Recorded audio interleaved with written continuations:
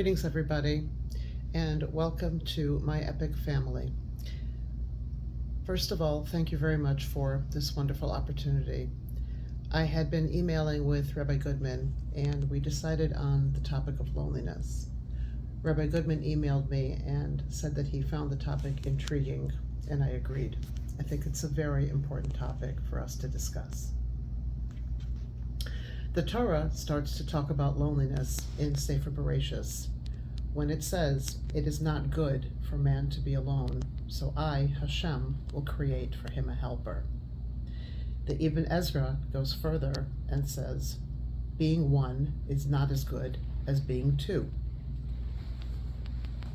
In Judaism, we know that every single person is invincible and irreplaceable, and each individual shines their own special light and energy onto this world. The words "not good" are first mentioned in Bereshis when it says, "It is not good for man to be alone." Much of Yiddishkeit reflects over and over the need for togetherness. While we value greatly every individual, we do not value individualism. We are a religion of community. A minyan, 10 people, our smallest form of community, is used daily for men to gather and pray.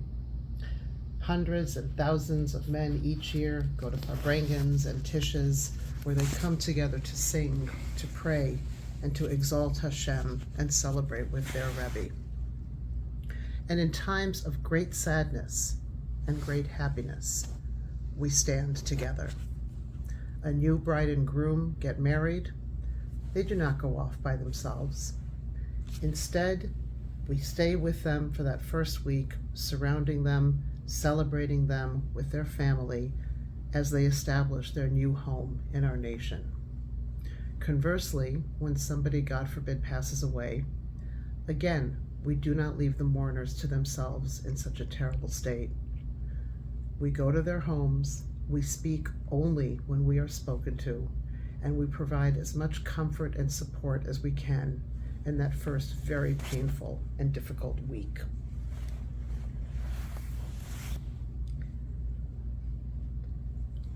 Loneliness is an emotion that can come on very quickly and unfortunately last for a very long time.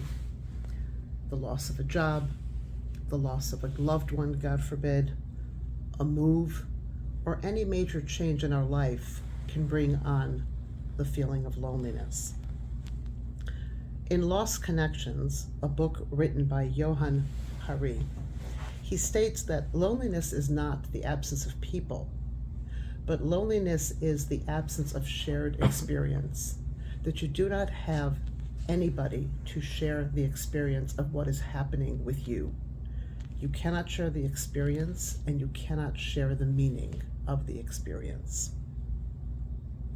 In 1961, the psychologist Clark Moustakis, who I found out was full-time faculty at my alma mater, Wayne State University, and he was known as one of the great humanistic psychologists. He wrote a book about loneliness. And in this book, Dr. Moustakis writes in great detail the loneliness that he felt while watching and going through a very long, difficult, and protracted illness with his daughter.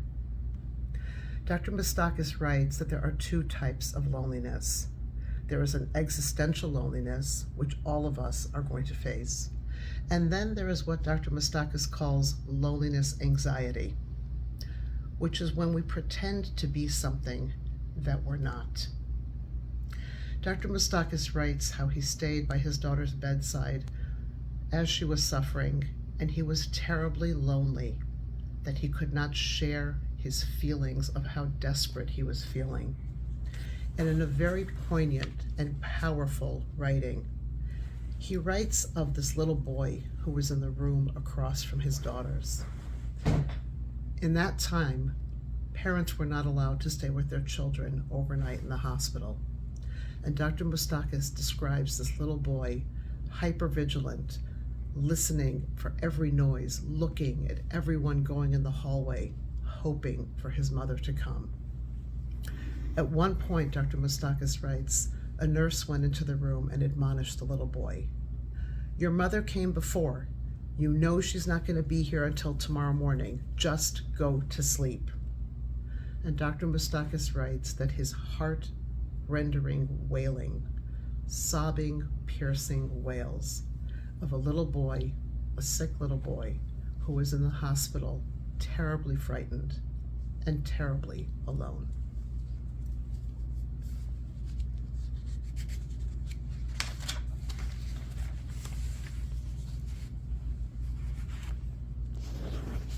In 1965, Rabbi Joseph Soloveitchik wrote his very famous book, The Lonely Man of Faith.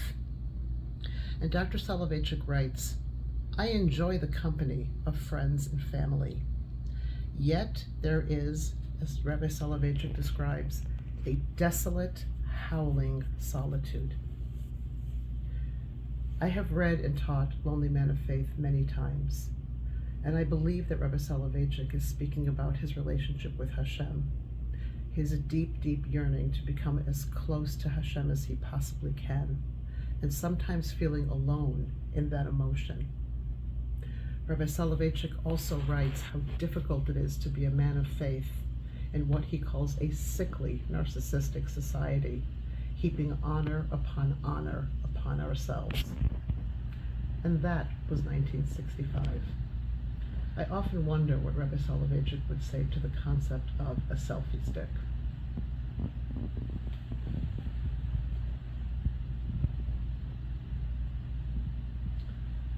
The recent pandemic that we all suffered through brought about many terrible consequences.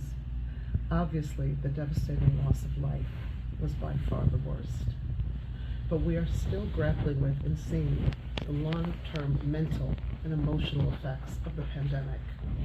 Young children, ages 6, 7, 8, are presenting to therapists and clinics with signs of depression and anxiety. The children who were isolated from their friends and from their peers, and they were lonely, that took a toll on their emotional and their mental growth. It would be a positive if we could take a lesson from the pandemic and make meaning out of that terrible tragedy. It would be a positive if we could all remember how lonely we felt, because all of us were isolated at some point. And if we could remember and think about how horrible that felt, perhaps we could take those feelings and reach out to others in our community who are also lonely. In a very recent article by Dr. Vivek Murthy, who is a Surgeon General, he describes that at any given point, 1 out of 2 Americans are facing loneliness. Loneliness, Dr. Murthy states, is very dangerous because it is insidious and it is quiet. We may never know who is suffering from the disease of loneliness. There's a group in our community that is lonely, and that is the group of divorced women with or without children. Once a month, I have the honor and privilege to lead a support group for divorced women who have children or who do not. Women from all over the world come and join this group. Women from Israel, from South Africa, from all over the United States and Canada come together once a month, where I and my wonderful co-facilitator, Shauna Pagaro, provide support and allow the women to express their needs and their difficulties. The overwhelming theme that comes out month after month is how incredibly lonely these women are. In a society and a culture and a religion that is rich with communal activity and family activity, the lives of these women are very difficult. Whereas the weekday is challenging enough, Shabbos and Yantiv become dreadful. They are alone. They are trying to make an atmosphere for their children and for themselves but they feel lonely and ostracized. It is time for our community to do more. What can we do? Well, you could invite a divorced woman and her family to you for Shabbos, for Yom Tov, for Hanukkah, for a Malava Malka, for a Sunday barbecue. And you don't have to worry because divorce is not contagious. Better yet, you might go and let that family host you so that that family can feel empowered, so that divorced women and their children can feel that they have the ability to give to members of the community, to share in their home, to create meaning of a Shabbos and a Yom Tov in their space. We are approaching the holiday of Shavuos, where we know that we all stood together at Har Sinai to receive the Torah. Ish Echad Kalev Echad is what we say. And it is time for our community, a community that is so steeped in chesed, to reach out to this group that has been forgotten. Rabbi Goodman and his staff at My Epic Family work tirelessly to provide dignity and support and empowerment to this group.